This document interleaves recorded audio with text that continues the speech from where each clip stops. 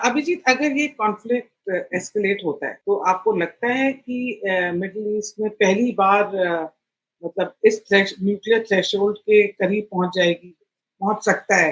और अगर ऐसा होता है, तो क्या ग्लोबल जियोपॉलिटिकल पॉलिटिक्स का बैलेंस कंप्लीटली चेंज हो जाएगा? न्यूक्लियर थ्रेशोल्ड क्रॉस कौन कर सकता है? Let's understand, let's analyse that कि कौन से नेशन है जिनके पास कैपेबिलिटी है to cross the nuclear threshold. ऐसा इन कहा मिडल जाता इन है in the middle Middle East, of course, in the Middle East. तो ऐसा कहते हैं कि मे बी ईरान में have some nuclear weapons possibly, लेकिन इसके पास हमारे पास कोई कंफर्मेशन नहीं है बिकॉज ईरान ने कभी न्यूक्लियर टेस्ट नहीं किया है। उनके पास फिसाइल मटेरियल तो होगा ही for a few warheads most likely, क्योंकि काफी काफी सालों से वो यूरानियम एनरिचमेंट प्रोग्राम चला रहे हैं। लेकिन we don't have any idea कि उनके पास न्यूक्लियर वेपन्स है कि नहीं। अभी इजराइल के पास न्यूक्स है, मे बी 100 120 150 न्यूक्स हो गए उनके पास वॉर हेड्स। और यूएस ऑब्वियसली हम जानते हैं कि उनके पास न्यूक्लियर वॉर हेड्स है।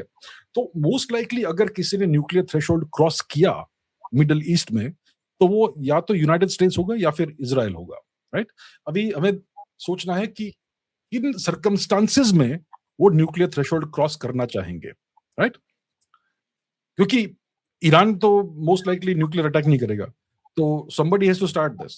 तो शायद यूएस और या फिर इजराइल कैन डू इट। तो क्यों करेंगे, किस सर्कमस्टांसेस में करेंगे, ये हमें सोचना है। देखिए, अगर ये युद्ध चलता रहता है और स्ट्रेट ऑफ हॉर्मुज बंद रहता है और ईरान कंटिन्यूअसली इजराइल पर आक्रमण करता रहता है, तेल अवीव को गाजा बना देता है, and the pain is unbearable, it crosses certain limits, in those circumstances ऐसा पॉसिबल है कि इजराइल शायद कंसिडर करेगा न्यूक्लियर ऑप्शन।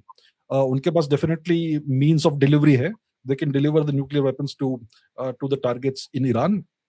तो Israel may do that. I think Donald Trump nuclear weapons use करेगा, मुझे इसकी संभावना थोड़ी कम लगती है, because there is no real need for that। US का ओवरऑल मिलिट्री सुपीरियोरिटी काफी है, even though they are taking a lot of damage, no doubt about that. तो एसेंशियली क्या हुआ है कि ये युद्ध में ईरान ने सबको सरप्राइज किया है। पिछले साल 2025 में जो 12 दिन का युद्ध हुआ था, उसमें ऐसा लगा था कि ईरान बहुत वीक है, शायद उन्होंने अपनी क्षमताएं दिखाई नहीं उस समय। और अभी जो युद्ध हो रहा है उसमें Iran is just hitting hard at everybody.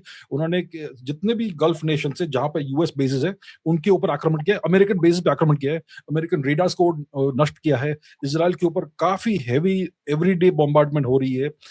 Straight of Hormuz बंद हो गया है, which is why the oil prices are going up, it's causing a great global crisis.